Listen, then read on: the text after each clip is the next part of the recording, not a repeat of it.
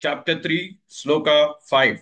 Nahi kaschit kshanamapi, nahi kaschit kshanamapi, nahi kaschit kshanamapi, jatu tishtatya karma krite, jatu tishtatya karma krite, jatu tishtatya karma krite, nahi kaschit kshanamapi, jatu tishtatya karma krite, नहि कश्चित् क्षणमपि जातु तिष्ठत्य कर्म कृते नहि कश्चित् क्षणमपि जातु तिष्ठत्य कर्म कृते नहि कश्चित् क्षणमपि जातु तिष्ठत्य कर्म कृते नहि कश्चित् क्षणमपि जातु तिष्ठत्य कर्म कृते कार्यते यवशः कर्म कार्यते यवशः कर्म कार्यते यवशः कर्म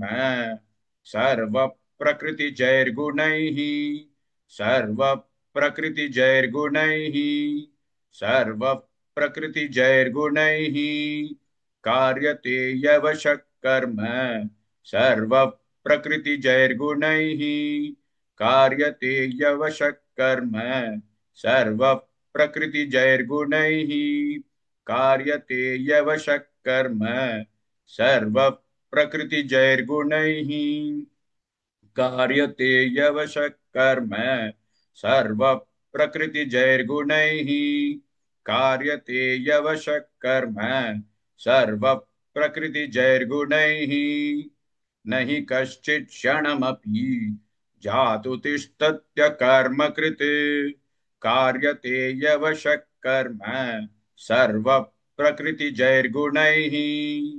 Please like and share this video because you could be instrumental in helping someone around the world recite the Srimad Bhagavad Gita, thereby helping them to have a life of unending opulence, victory and prosperity.